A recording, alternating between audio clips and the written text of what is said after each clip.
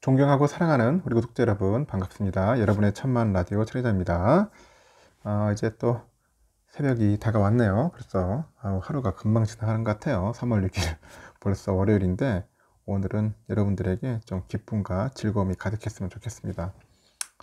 이렇게 하루를 시작하는 것도 참 흥미진진하고 즐겁기는 하지만 한편으로는 좀 무겁기도 해요. 또 하루부터 또 어떻게 오늘은 무슨 일을 또 해야 할지, 또 얼마나 많은 일들이 나를 기다리고 있을지, 이 잘 될지 안 될지, 뭐 여러 걱정, 근심, 고민들이 또 쌓이기도 합니다. 너무 그런 걱정과 고민과 근심거리에 휘둘리지 마시고 여러분이 마음 먹은 대로 그렇게 하루를 보내시면 좋겠어요.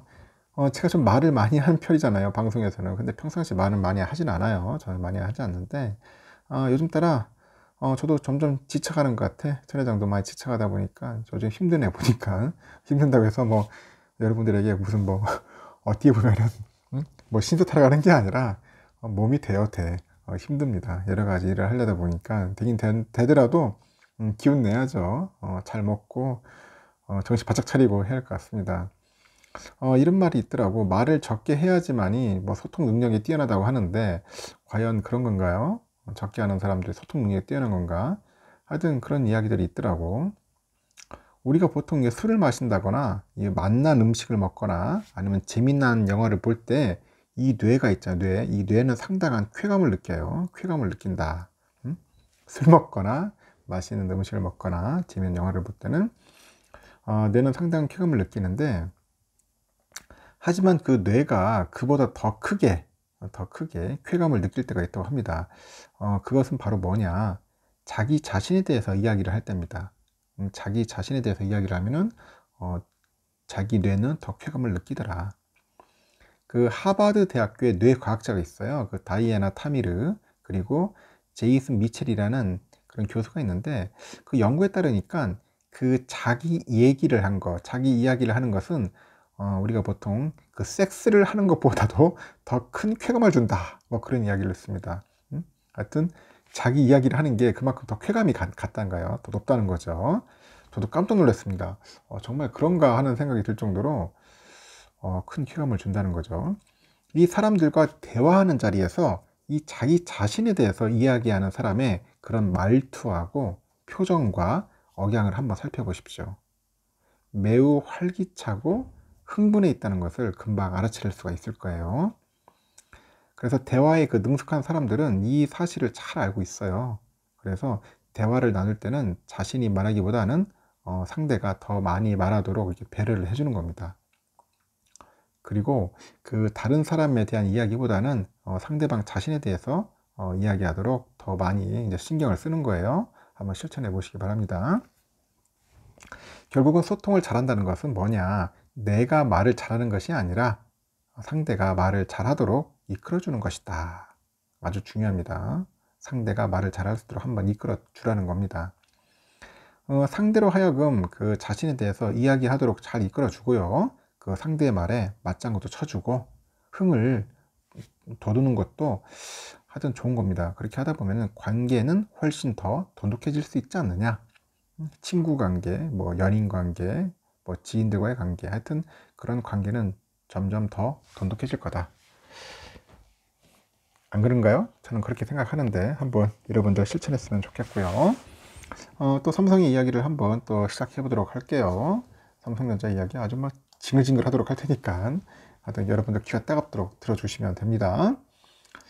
지금 삼성전자, 하이닉스 등 이 반도체 업계의 관계자들과 만나가지고, 누가 만나? 정부가 만난 거야. 이 정부가 만나가지고 미국의 그 반도체 지원법 대응 방안을 논의를 합니다.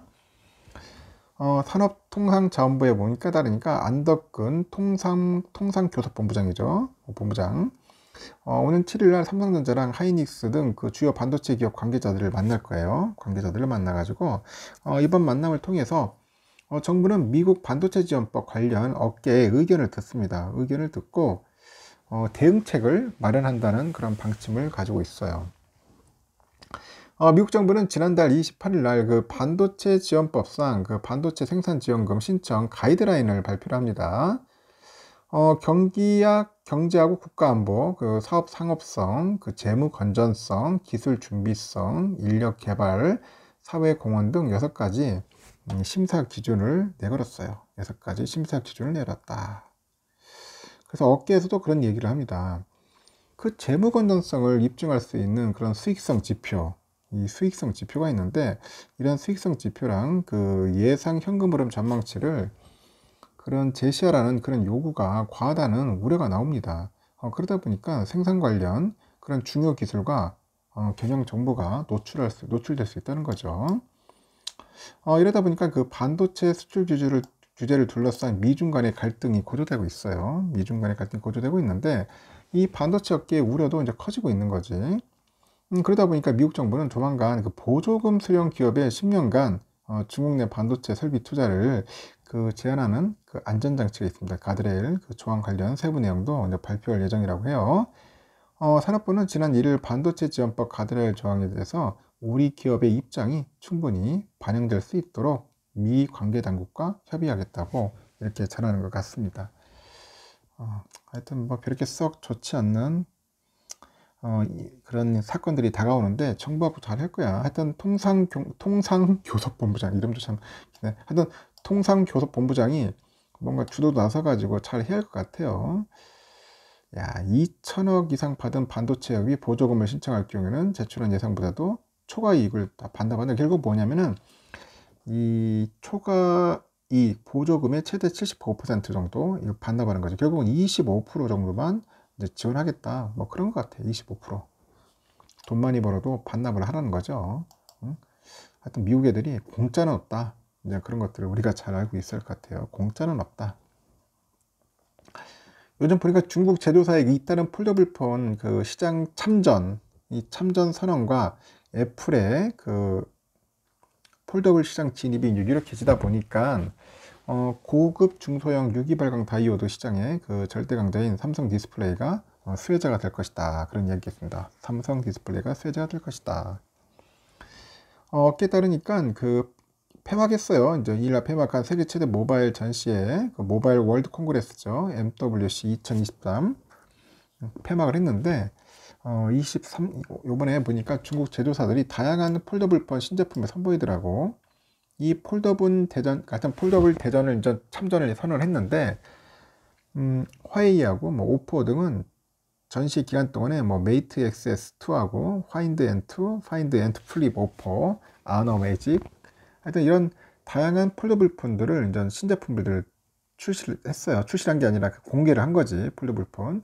그 중국 애들도 참 대단한 것 같아. 이런 거 보면은 잘 따라해. 보면 따라쟁이들은 확실한 것 같아요. 결국 애플도 이제 호시탐탐 이제 시장 진입을 저울질하는 것 같아요. 이러다가는 뒤처질 수 있으니까 현재 저울질하고 있다.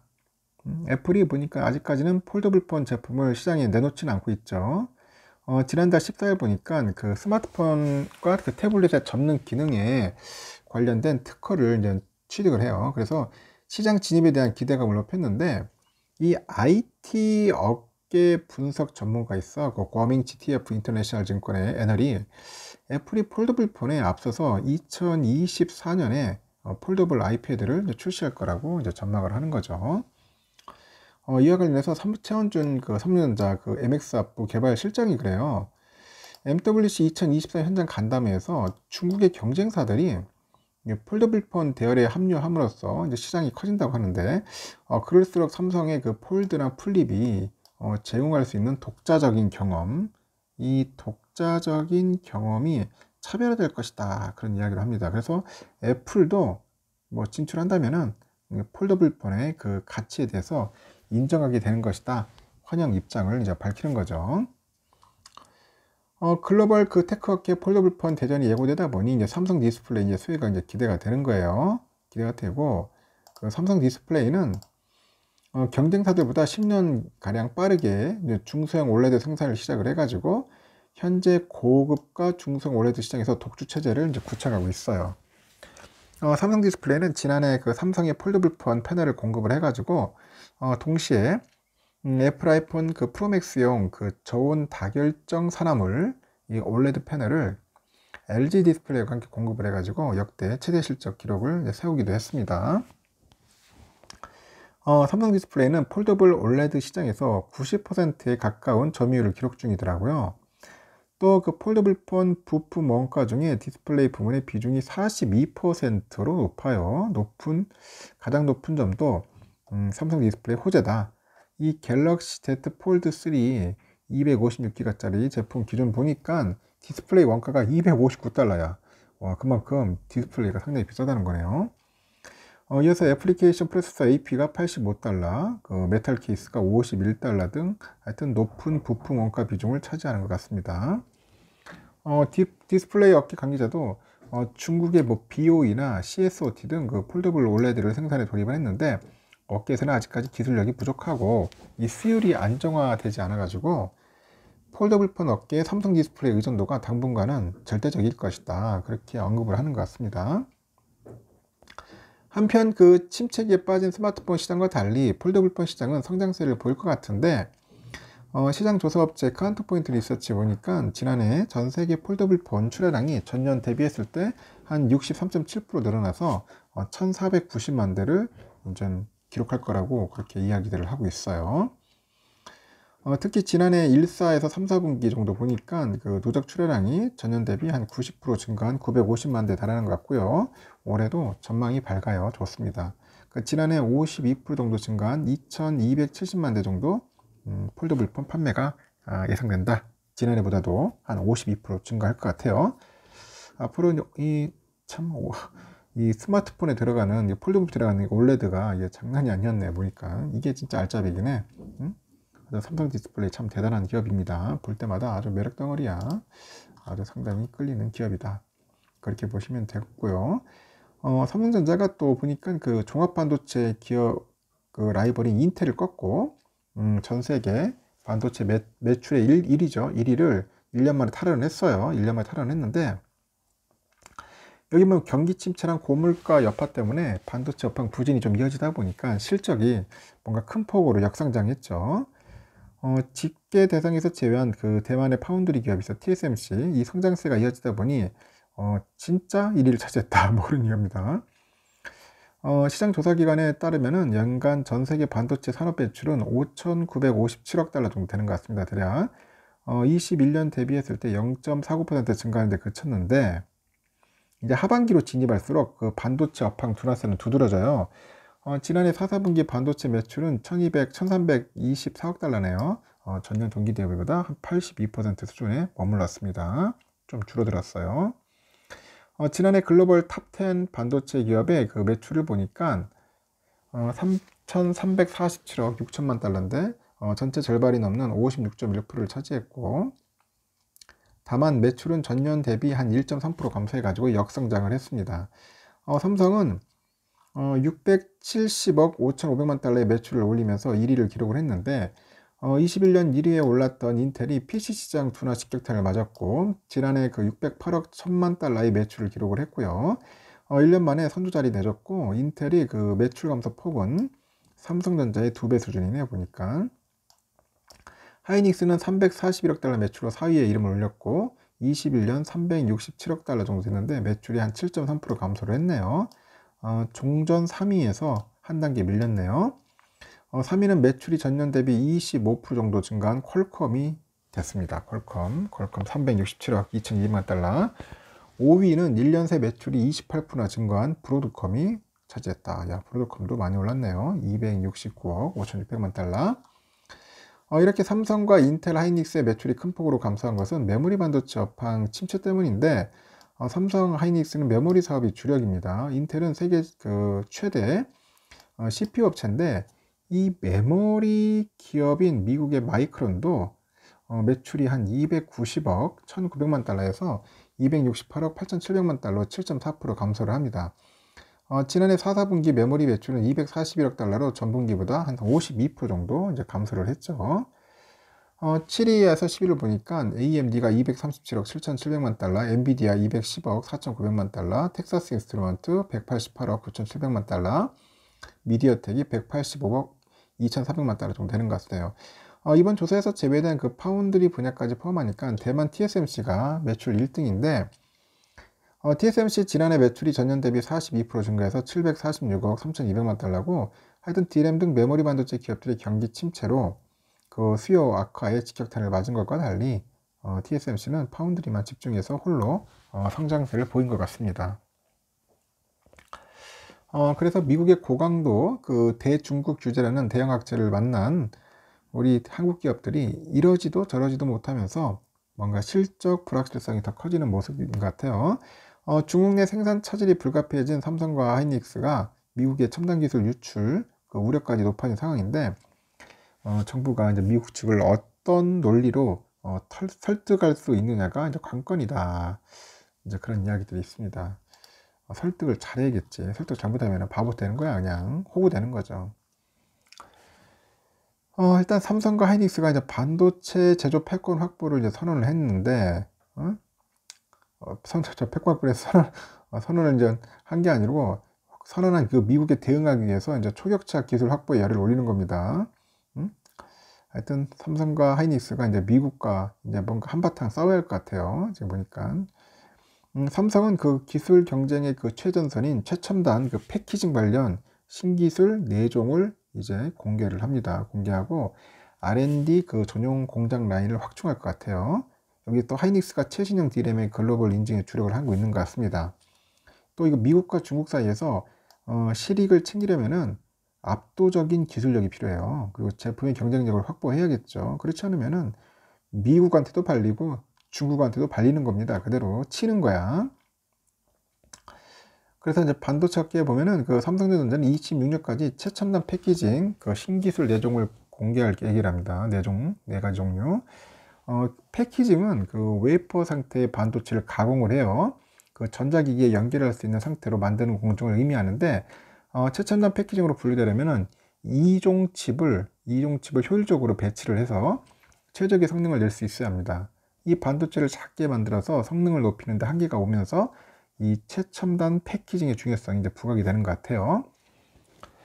삼성의 최첨단 패키징 기술로는 그 CPU 등 연산용 칩에다 여러 개의 그 HBM, 이 HBM이 뭐냐, 이게 고대역 메모리 그 대용량의 데이터를 한 번에 보낼 수 있는 반도체라는데, 그 하여튼 HBM D램을 배치한 아이큐브와 여러 개의 칩을 수직으로 쌓은 3차원 그런 기술의 X큐브 그런 게 있다고 합니다. 우리가 뭐 구체적으로 할 필요 없지만 하여튼 그런 게 있다는 거예요. 3차원 X큐브. 삼성은 내년에 한 개의 연산용 칩에다 8개의 HBM D램을 배치하는 iQS 기술을 공개하는데, 이 기술을 적용한 반도체를 또 양산할 거예요. 생산할 거고, X큐브하고 관련해서 입출력 단자를 더 많이 넣어서 대용량 데이터를 처리할 수 있는 X큐브, U 범프, X큐브, 범프 리스, 뭐 하여튼 이런 게 있는가 봐요.